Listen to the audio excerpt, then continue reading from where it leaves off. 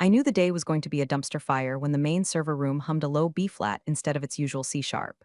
You spend 20 years listening to fans spin and hard drives grind, and you start to hear the music of catastrophe before the first ticket even hits the help desk. I was wrist deep in a rack mount, cable ties in my teeth, smelling like ozone and static electricity, when the door banged open. It wasn't the respectful knock of a user who locked themselves out of their email. It was the entitled slam of a pair of Italian loafers that cost more than my first car. Enter Chase, the owner's son, a man whose entire personality could be summed up by a crypto king bio and a hairline that was retreating faster than his father's ethics. And trailing behind him, clinging to his bicep like a decorative barnacle, was her. Let's call her Bambi. She was wearing enough beige linen to upholster a sofa in a dentist's waiting room and holding an iced matcha latte like it was a holy relic. Carol, Chase barked, his voice cracking mid-syllable. He was trying to project authority, but he sounded like a poodle barking at a garbage truck. We need to talk. Now. I slowly unspooled myself from the server rack, dusting off the gray lint that accumulates in these windowless dungeons. I didn't rush. If there's one thing I've learned in 2 decades of IT, it's that panic is for people who don't have backups. I looked at my watch. 10:14 a.m. My caffeine levels were critically low, and my patience was non-existent. Morning Chase, I said, my voice flat. Unless the building is on fire or your dad finally decided to switch us off Windows 7, I'm busy. The authentication bridge is acting like a moody teenager. Chase waved a hand dismissively, as if the backbone of the company's digital existence was a fly he could swat away. Forget the bridge. This is about vision. Synergy, the aesthetic of the workplace. He gestured around my office, my sanctuary. It wasn't pretty. It was a utilitarian box filled with blinking lights, half-eaten bags of pretzels, and a wall of monitors that looked like the cockpit of a crashing spaceship. But it was mine. It was the nerve center. Bambi here, he paused, realizing he hadn't introduced her. I mean, Tiffany is joining the team as our new vibe curator. And she needs a space that reflects clarity. Vibe curator, I repeated, the taste of the words turning to ash in my mouth. Is that a position, or did we just run out of ways to waste money? It's crucial for morale, Tiffany piped up. Her voice was an auditory glitter bomb. And this room, it has the best feng shui. The lack of windows really grounds the energy. But all these buzzing boxes, they have to go. She pointed at the main server stack, the one running the payroll, the logistics database, and the client portal. I laughed. It was a dry, rusty sound. Those buzzing boxes are the reason your boyfriend can afford those loafers, sweetie. You unplug those, and the company stops existing in about 4 seconds. Chase stepped forward, puffed up like a bullfrog who found a steroid stash. That's the attitude I'm talking about, Carol. You're a relic, you're blocking the flow, we need fresh energy. Digital nomads, people who understand the cloud. I built the cloud you're using, I said, my eyes narrowing. I configured the VPNs while you were still failing Algebra Roman 2. And that's why this is going to be easy, Chase smirked, dropping the bomb. I'm letting you go, effective immediately. Tiffany needs the office by noon for meditation alignment. Pack your stuff. The silence that followed was heavy, thick with the smell of burning bridges. I looked at him, really looked at him. I saw the arrogance of a man who has never had to reboot a router at 3 a.m. on a Sunday. I saw the stupidity of a boy playing with a loaded gun, thinking it was a water pistol. And then a strange calm washed over me. It was the icy clarity of a system purge. You're firing me? I asked, just to get it on the record. For cause? Or just because you want to turn the server room into a yoga studio? Restructuring, Chase said, using the corporate buzzword like a shield. We're pivoting to a managed service provider. Cheaper, faster, less. You. This is the part where most people would scream, they'd cry, they'd throw a monitor. But if you've been reading these stories for a while, and hey, if you're enjoying this train wreck, do me a solid and smash that upvote button or subscribe. It keeps the caffeine flowing and the rage pure. You know that the loudest scream is silence. Okay, I said. Chase blinked. Tiffany stopped chewing her eco-friendly straw. They were expecting a fight. They wanted the drama. They wanted me to be the hysterical middle-aged woman so they could justify their cruelty. Okay, Chase asked, suspicious. You're the boss, I shrugged. I reached over to my desk, picked up my battered leather satchel, and swept my personal effects into it. A framed photo of my cat, a stress ball shaped like a grenade, and a half-empty pack of nicotine gum. If you want me gone, I'm gone. I assume HR will mail my final check? Yeah, Chase stammered, clearly thrown off by the lack of resistance. Security will escort you out. No need, I said, slipping on my cardigan. It was a gray, shapeless thing, my armor of invisibility. I know the way. I installed the badge readers, remember? I walked past them. I could smell Tiffany's perfume, something floral and cloying like a funeral home in July. I paused at the door, a hand on the handle. The servers were humming behind me, that B-flat drone of impending doom. One tip, Chase, I said, looking back. Don't touch the blue cable or the red one. Actually, just don't touch anything. Good luck with the vibe. I walked out into the hallway, the fluorescent lights buzzing overhead. People looked up from their cubicles, Susan from accounting, Mike from logistics. They saw me walking out with my bag at 10:20 a.m. They saw the set of my jaw. They knew I didn't say goodbye. I didn't warn them. I just walked to the elevator, pressed the button, and waited. Chase thought he was cleaning house. He thought he was taking out the trash. He didn't realize he was pulling the pin on a grenade that I had been holding for 6 months. He wanted my office, he could have it. But he was about to find out that the office wasn't the room. The office was me, and I was leaving the building. The elevator dinged, I stepped in. The doors closed, sealing me off from the circus upstairs. I watched the numbers count down. 4, 3, 2, 1, lobby, freedom, but not quite yet. I had one more stop to make before the show started. The air outside smelled like exhaust fumes and freedom. I walked to my 2014 Subaru Outback. The one with my other car is a server rack sticker peeling off the bumper, and threw my bag in the passenger seat. I didn't start the engine. Not yet. Instead, I pulled my phone out of my pocket and set it on the dashboard, propped up against a half-empty cup of Speedway coffee. I opened the stopwatch app. 0000. I hit start.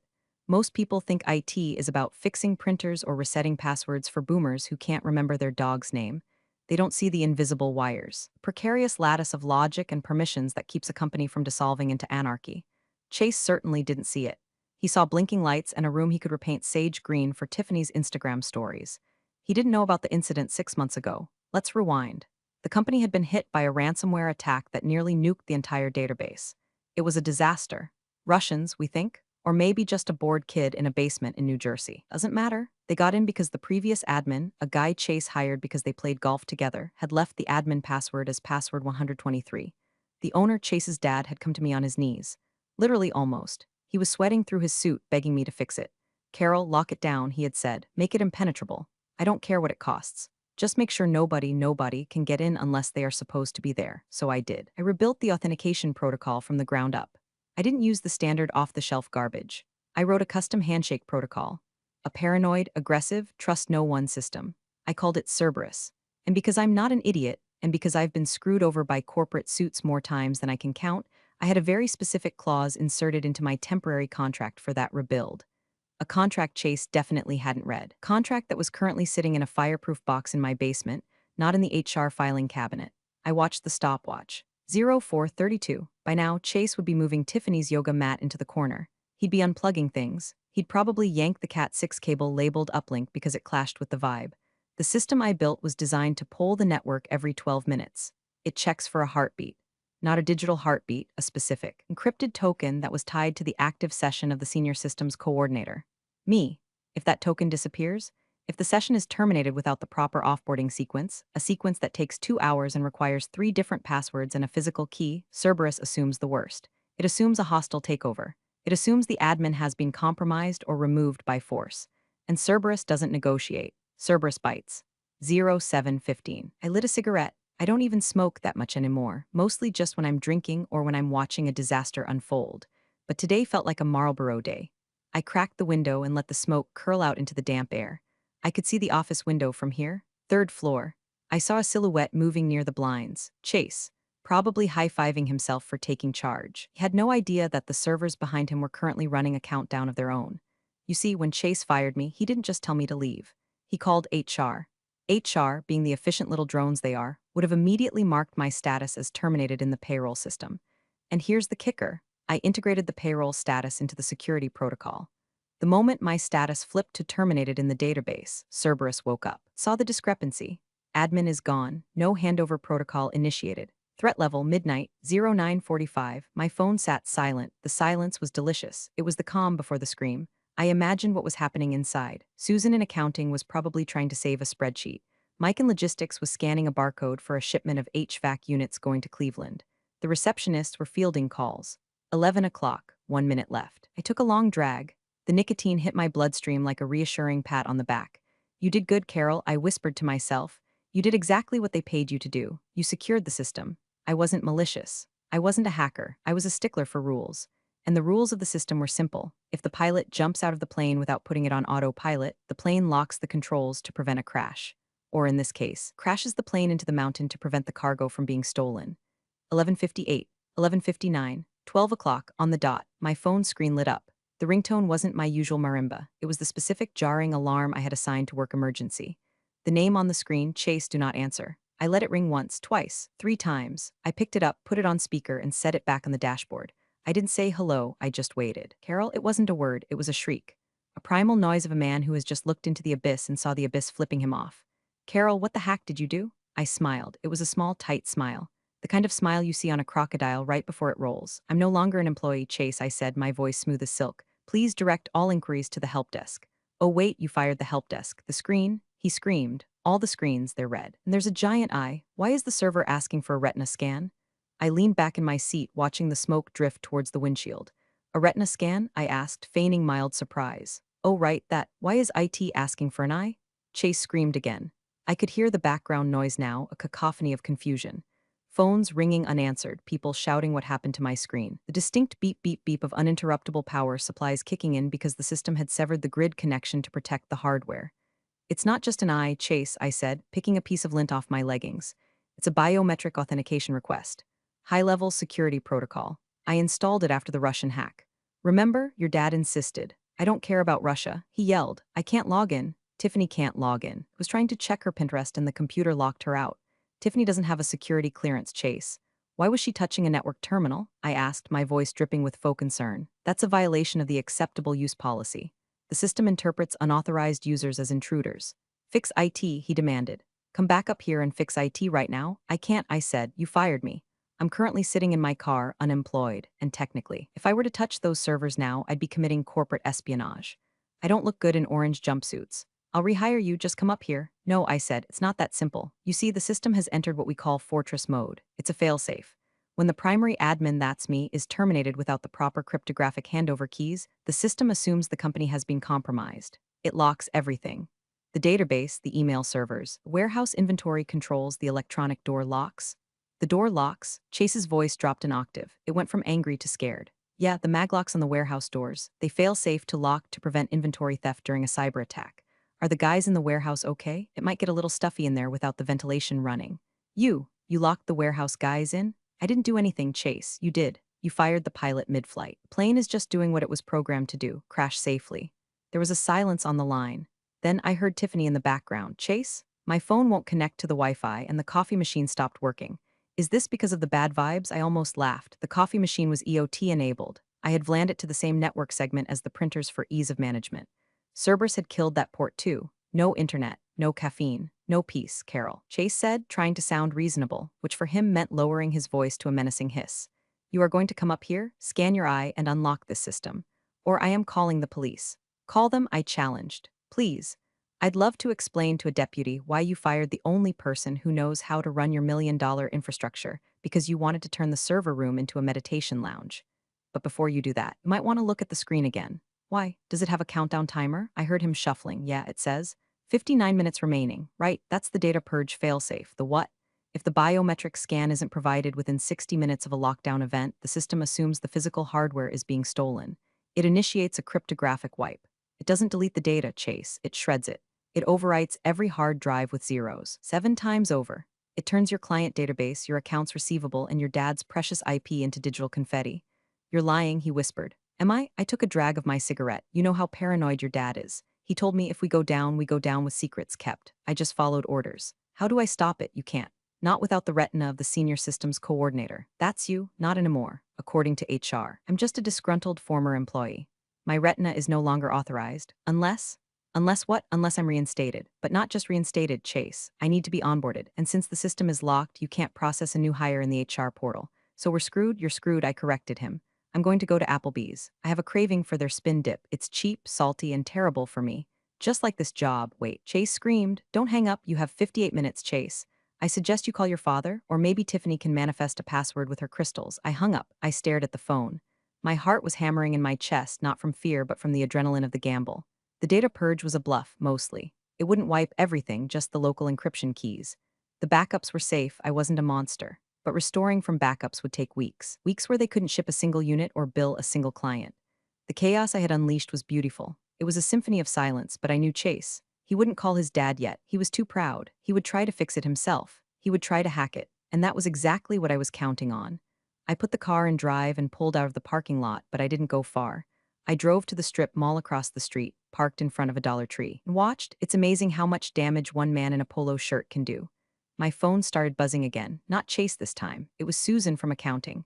I let it go to voicemail, then Mike from logistics, voicemail, then the general office line. They were realizing the scope of the rot. I reached into the glove compartment and pulled out a folded piece of paper. It was a copy of the contract I had signed 6 months ago, the Cerberus Protocol Agreement. Chase's dad, Mr. Henderson, was a tough old bastard.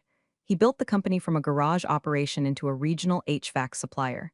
He respected grit, but he was getting old and he had a blind spot the size of Texas when it came to his idiot son. He knew Chase was incompetent. He knew it deep down. That's why, when the Russians hacked us, he didn't just ask me to fix it. He asked me to protect it. Carol, he'd said, swirling a glass of scotch in his office that smelled of rich mahogany and fear. I can't run this tech shit. Chase thinks he can, but he thinks blockchain is a type of jewelry. I need you to own it, legally. So we drafted this beauty. Clause 7.4, Identity Persistence. Access to the root-level administrative privileges is tied biometrically to the appointed systems coordinator. This linkage cannot be severed remotely or by administrative proxy. Clause 8.1, Termination Consequences. In the event of the coordinator's termination without a concurrent 30-day handover period, the system acknowledges a hostile vacancy. All operations cease until the vacancy is filled by a verified, bonded, and biometrically cleared successor. Clause 12, the idiot son clause, unofficially. Any attempt to bypass these protocols by unauthorized personnel, i.e., Chase trying to guess the password or hitting the server with a hammer, triggers a level 5 lockdown. I smoothed the paper out on the steering wheel. It was my insurance policy. It was my 401k of vengeance.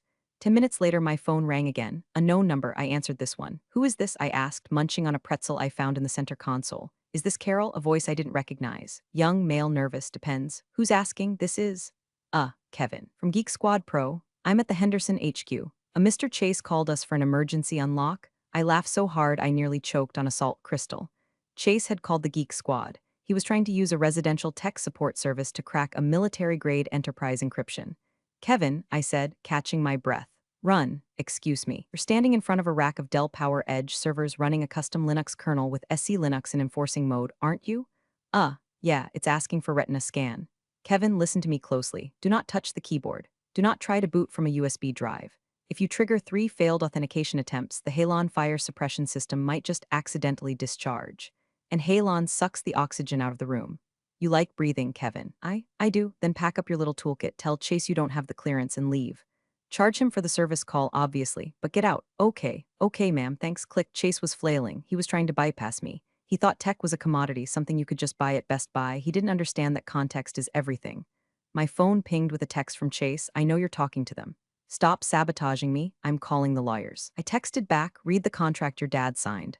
Clause 8.1. Also, you have 38 minutes before the data purge. Tick-tock, I wasn't just being petty. I was teaching a lesson. In the HVAC world, if you don't maintain the furnace, the house burns down. In the IT world, if you don't respect the admin, the world stops turning. Chase had spent years treating me like the janitor. He treated the systems I built like magic boxes that just worked because he willed them to. He was about to learn that magic requires a magician, and he had just fired her. I started the car again. I needed to be somewhere specific for the next phase. I wasn't going to Applebee's. I was going to the one place I knew Chase wouldn't look, but where the real power resided. I was going to the golf course where Mr. Henderson played every Friday morning. Because while Chase was the boss, Mr. Henderson was the owner. And there's a big difference between the guy who signs the checks and the guy who built the bank. I pulled into the gravel lot of the Rolling Hills Country Club. It was a place that smelled of old money and fertilizer. I wasn't a member. My salary bracket was more municipal pool than private fairway, but I knew the bartender, a cynical guy named Rick who made a decent whiskey sour. I sat at the bar, keeping an eye on the 18th hole through the panoramic window. Mr. Henderson usually finished his round by 12:30. My phone was now vibrating constantly. It was vibrating so much it was slowly walking across the polished mahogany bar top. New voicemail, Mike from logistics. Carol, seriously, what is happening? The gate won't open. I have 3 semi-trucks full of copper piping idling on the highway. The drivers are pissed. The union rep is here. Chase is screaming at a keypad. Call me back. New voicemail, Susan from payroll. Carol? The direct deposit batch. It didn't go out. It says authorization revoked. If the guys don't get paid tomorrow, they're going to riot.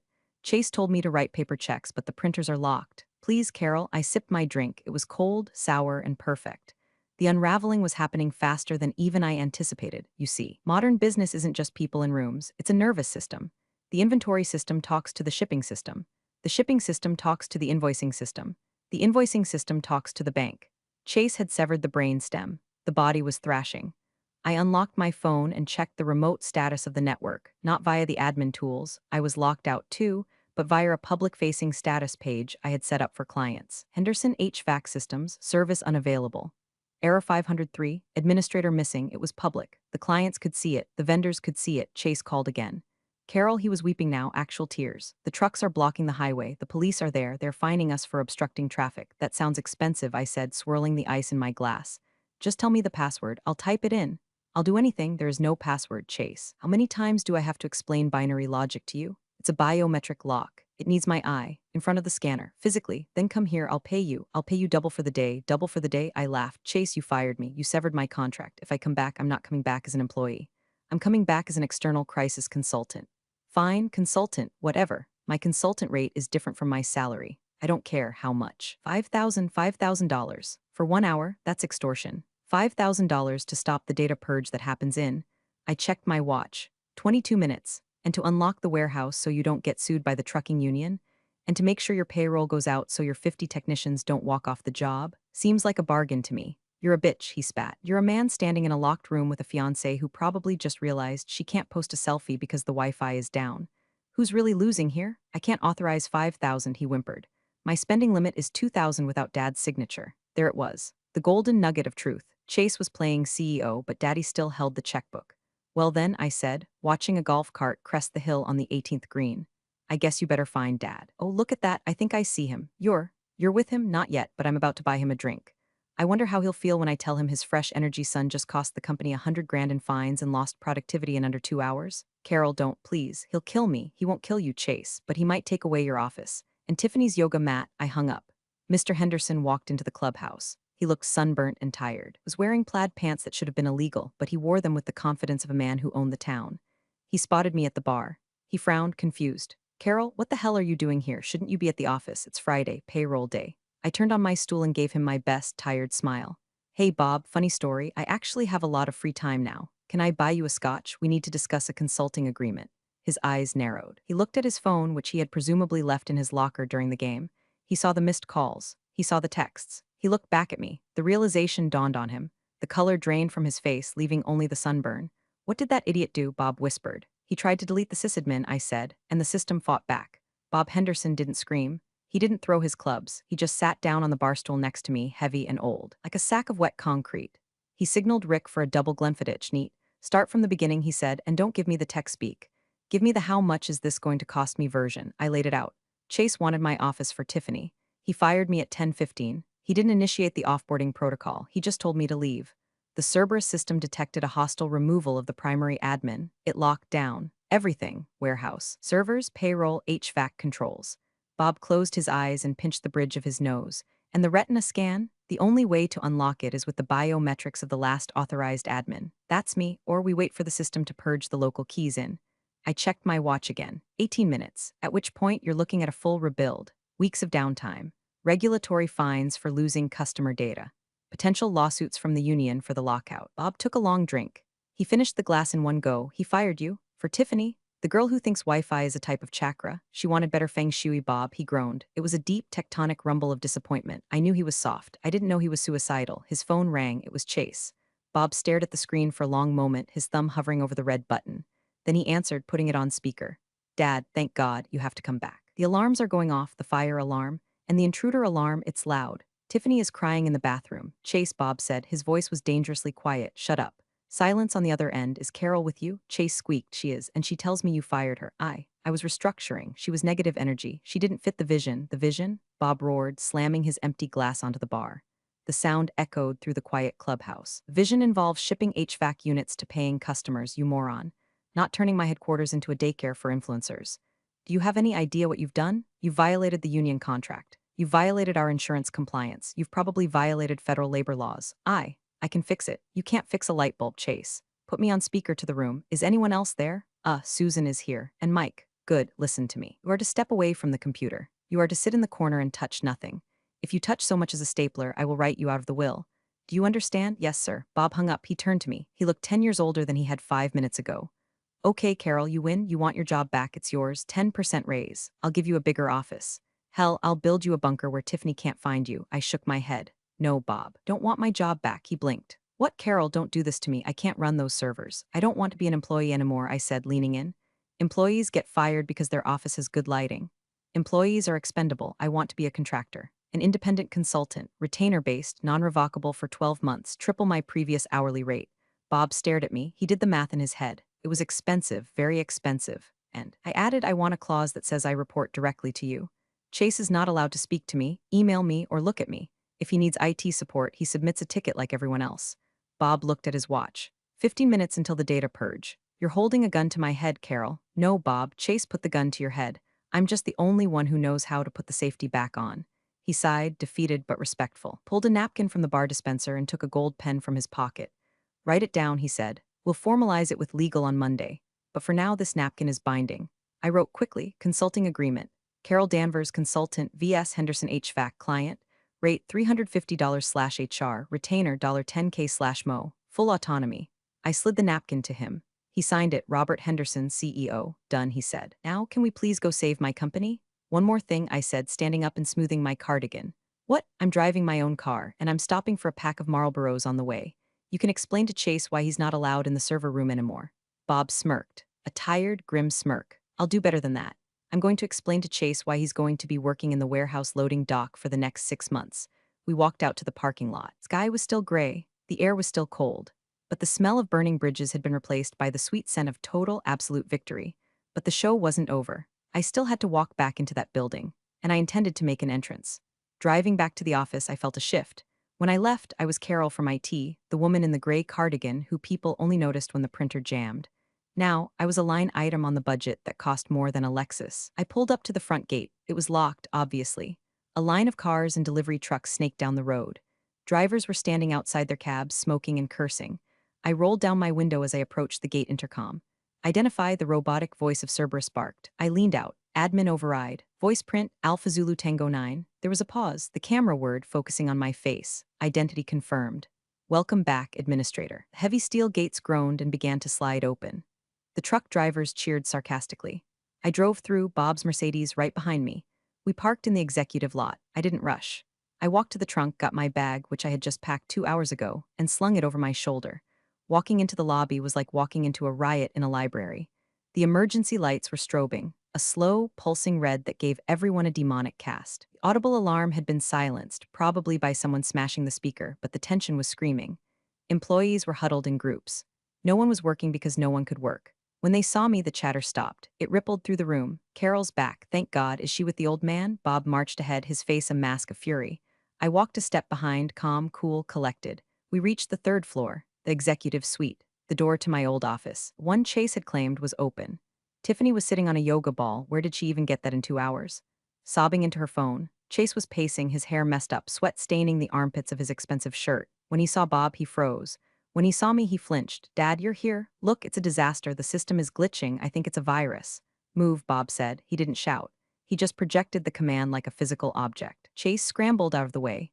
I walked into my office. It was a mess. They had already started moving things. My server rack had a tapestry draped over it. A tapestry. A mandala print meant to soften the electromagnetic waves. I ripped the tapestry off the rack with one swift motion, throwing it into the corner. Dust motes danced in the red emergency light. Don't, Tiffany gasped. That's handwoven. It's a fire hazard covering the intake fans of a $20,000 blade server, I said, not even looking at her. Get out. Excuse me? She bristled. You heard her, Bob said from the doorway. Get out. Both of you out of the room. Now. Chase grabbed Tiffany's arm and dragged her into the hallway. They stood there, watching through the glass like kids grounded from a birthday party. I sat down in my chair. It was still warm from where Tiffany had been sitting, or maybe she had put a candle on it. I looked at the main monitor. A giant red eye stared back at me. System lockdown. Time to data purge 000814, 8 minutes, cutting it close. Can you stop it? Bob asked, his voice tight. Of course, I said. But first, I need you to confirm something. What? Chase doesn't have the new Wi-Fi password, right? Carol, for God's sake. Just checking. Security hygiene. I spun the chair around to face the console. This was it, the moment of truth. I wasn't just typing a password, I was performing a ritual. I reached into my bag and pulled out a small bottle of hand sanitizer. I cleaned my hands, then I leaned forward. Initiate biometric restore, I said clearly. The screen shifted. Scanning? I placed my chin on the rest. A beam of green light scanned my left eye, then my right. Identity confirmed, Carol Danvers. Status terminated. Error, admin is flagged as inactive.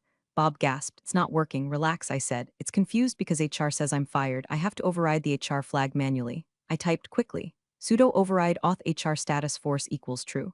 Warning, this action will be logged and reported to the board. Let it report, I muttered. Enter reauthorization key. This was the part Chase would never have guessed. It wasn't a password, it was a phrase. A phrase I had hard-coded into the kernel. I typed, the best vibe is uptime. I hit enter. The red lights in the room stopped pulsing. They turned a steady, cool blue. The fans in the server rack roared to life, spinning up to full speed to cool down the overheated cores. On the screen, the countdown timer froze at 00:06:32, then it vanished. System restored. Lockdown lifted. Welcome back, Carol. I spun the chair around. Bob let out a breath that sounded like a tire deflating. It's done? He asked. The core is up, I said, but we're not done. Now comes the fun part. Fun part? Yeah, Chase messed up the routing tables when he yanked the cables. I have to rebuild the network map, and I'm going to need quiet. I looked at Chase through the glass. He looked like a kicked puppy. Tell him to go home, Bob, I said. Tell him to take his vibe and go home. Bob nodded. He walked out into the hallway. I couldn't hear what he said, but I saw Chase flinch. I saw Tiffany start crying again, and then I saw them walk away towards the elevator.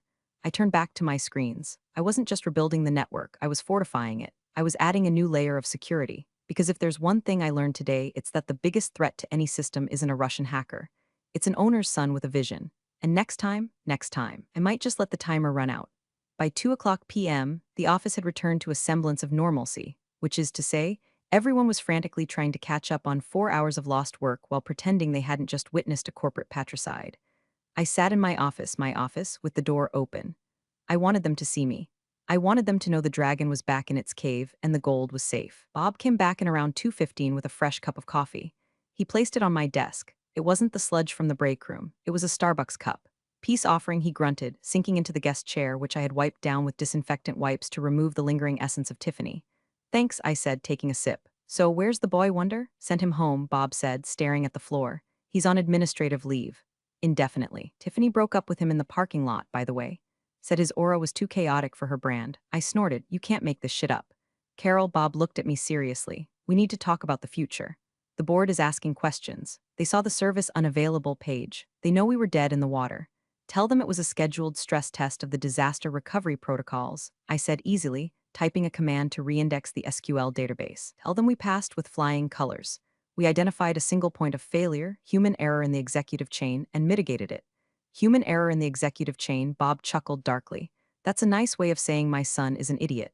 Corporate speak is my second language, Bob. But here's the thing, Bob leaned forward. This can't happen again. I can't have the whole company rely on one person's retina. What if you get hit by a bus? What if you actually quit? I stopped typing. This was the leverage point. That's a valid concern, I said. The system is designed to be paranoid, but it's also designed to be transferable. The problem today wasn't the system, it was the process. Chase tried to bypass the handover. So how do we fix it? We don't fix the system, I said. We fix the hierarchy. You make me CIO, Chief Information Officer. Bob raised an eyebrow. CIO. That's a board-level position. I know. It means Chase can't fire me. It means only the board can fire me. And since the board cares about profits and I'm the only one who can keep the profits flowing, I'm safe. And so is your data. Bob thought about it. He looked at the server rack, humming contentedly in the corner. He looked at the consultant napkin still in his pocket. You're shaking me down again, he said, but there was no anger in it, just respect. I'm securing the infrastructure, I corrected. Price of doing business. Fine, Bob stood up. I'll pitch it to the board on Monday. Acting CIO until then. But Carol, yeah, maybe. Tone down the death to all intruders protocols a little bit. The warehouse guys are terrified to use the bathroom. Fear is a great motivator for compliance, I smiled. But I'll see what I can do. Bob left. I watched him go. He was a good man mostly, just cursed with a bad legacy. I turned back to my screen. I had one last little script to run, a little thank you note for Chase for whenever he decided to log back into his personal email, which he foolishly ran through our Exchange server. I opened his user profile. I didn't delete it, that would be petty. Instead, I set a rigorous password policy for his account. Password expires every 24 hours. Minimum length, 30 characters. Must contain uppercase, lowercase, symbol, number, and a hieroglyph. Good luck remembering that, Chase, I whispered. I leaned back in my chair. The B-flat hum of the servers was music to my ears. The office was ugly. The carpet was gray. The air was stale, but it was mine. And nobody, not a vibe curator, not a nepotism baby, not a board of directors, was going to take it from me. I checked my phone. A text from my mom, the Bible thumper mentioned in the prompt. Let's weave her in for a second. Mom, I saw on Facebook that you got fired, praying for your soul.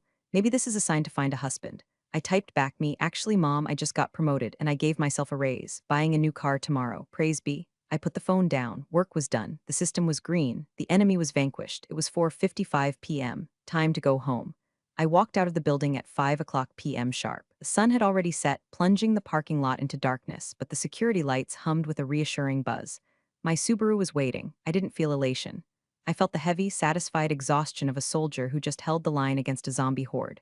As I drove out of the gate, I saw a car parked on the shoulder. A red convertible, Chase's car. He was sitting in the driver's seat, staring at the building. Tiffany was gone. He looked small. I slowed down as I passed him. I rolled down the window. He looked at me. His eyes were red. "You ruined my life," he said. His voice was raspy. "I didn't do anything, Chase," I said, lighting a fresh Marlboro. "I just let you press the buttons. You're the one who crashed the system. I'll get you back," he muttered. "I'll tell Dad you rigged it." "He knows," I said. "He doesn't care because I keep the lights on. And you? You just dim them." I blew smoke into the cold air. "By the way," I added, "I saw you trying to access the client list from your iPad in the parking lot just now. Trying to save face? Make some calls?" He went pale. "How did you?" "I see everything, Chase. The network extends to the parking lot. And because you tried to access confidential data while on administrative leave, the system just flagged your device." "Flagged it?" "Yeah. It sent a remote wipe command. Standard protocol for compromised devices. Your iPad is probably resetting to factory settings right about now." In his lap, the screen of his tablet lit up white, then went black. He screamed, a sound of pure impotent frustration. He banged his hands on the steering wheel. "Good luck, Chase," I said. "You're gonna need it." I rolled up the window and drove away. I didn't go home immediately. I stopped at the liquor store, bought a bottle of the good stuff, single malt, peaty enough to strip paint. And I stopped at the grocery store and bought a jar of extra spicy pickles. When I got home to my quiet, messy, glorious apartment, I didn't turn on the lights. I just sat in my recliner, the cat jumping into my lap. I poured a drink. I ate a pickle. I opened my laptop, my personal one, air-gapped from everything. I pulled up YouTube. "Danny DeVito eating a hard-boiled egg asthma," I typed. "Don't judge me, it's soothing." The sound of a small, angry man enjoying a simple pleasure. It reminds me that chaos can be contained. It can be consumed. I took a sip of the whiskey. It burned, a good burn. Chase was out. Bob was leashed. I was CIO, and my bank account was about to look very, very healthy. I wasn't a hero. I wasn't a villain. I was just the sysadmin, the janitor of the digital age. You can ignore me. You can mock me. You can try to fire me. But eventually your printer will jam. Eventually your password will expire. Eventually the server will hum in B-flat. And when that happens, you better hope you haven't pissed me off. I closed my eyes, listening to the crunch of eggshells and the silence of a system running perfectly. We're all healed. Note, if you enjoyed seeing corporate incompetence get wrecked by competence, drop an upvote and check your backups. Seriously, do it now. Thanks for watching, you cubicle warriors. Hit that subscribe button. Unless you're my old boss, then you're on your own. Revenge of the coffee pot strikes again.